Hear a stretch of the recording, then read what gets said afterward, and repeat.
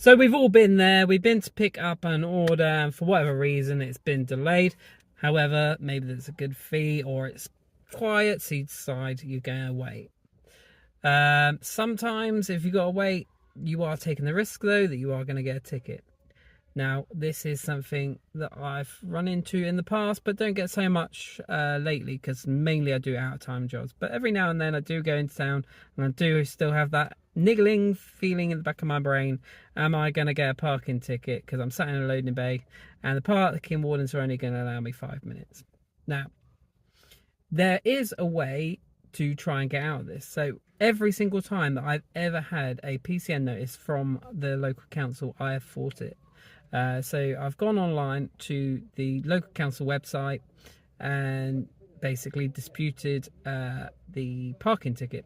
So this dispute website is on the back of the ticket. As far as I'm aware, it costs you nothing to dispute it. It just means that basically you get the ticket either wiped or you still have to pay the lower rate. I challenge them every single time, and what I do to challenge them is this. So basically what I do is I say to them, look, I work as a delivery driver. At the time of such ticket was issued, I was on a job. I was parked in a loading bay because I was loading. I was on a job, and what I also do is I take a screenshot of the job that I was on at the time, which on Deliveroo and Uber does show some record of the time and where you were picking up from.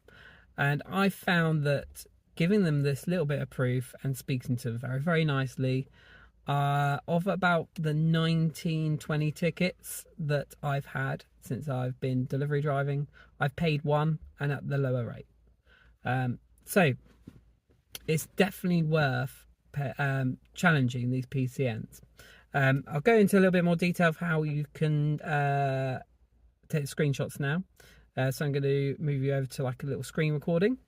So from the Deliveroo home screen, what you want to do is click on the three little lines in the top left hand corner, and then click on earnings, and then you want to go to all activity at the bottom, and that'll bring up all of your jobs. Select on the job you want, and here you go. See, Subway gives you the start time and the end time, so that's what I would send to the council. And with Uber Eats, again, click on the 000 or whatever you'll get paid at the time, then earnings activity, and then that gives you a list of all the jobs that you've done recently.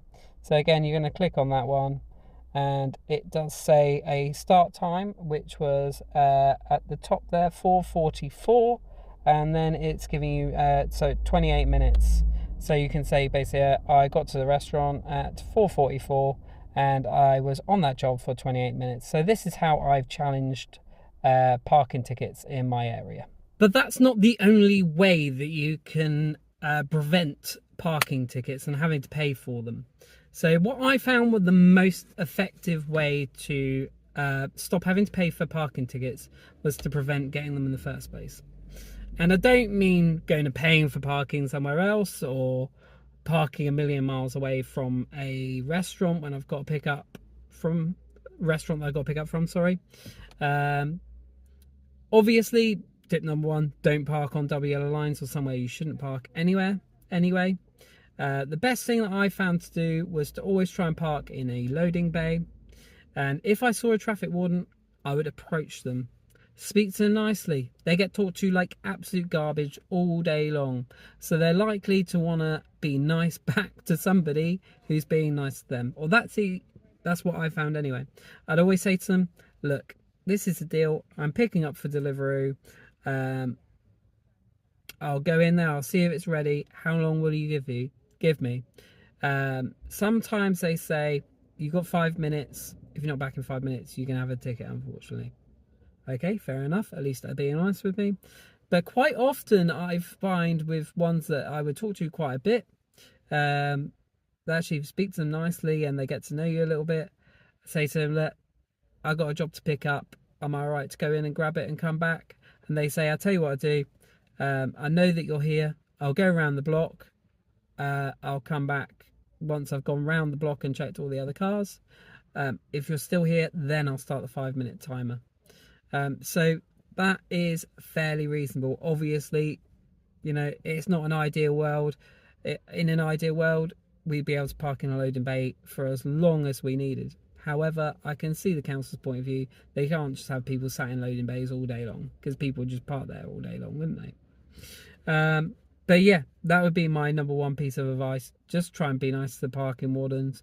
People talk to them like rubbish all day, so they're likely to want to be nice to somebody that's going to be nice to them. Yeah, build a relationship with the parking wardens. And make sure you challenge any tickets that you got. That's the 2 pieces of advice that I can give to you about parking charge notices from your local council. As far as private ones are concerned, I don't know. I got no advice. If anyone's got any advice about private parking, or if you think my advice is terrible, just let me know in the comments down below. I'll catch you in the next video.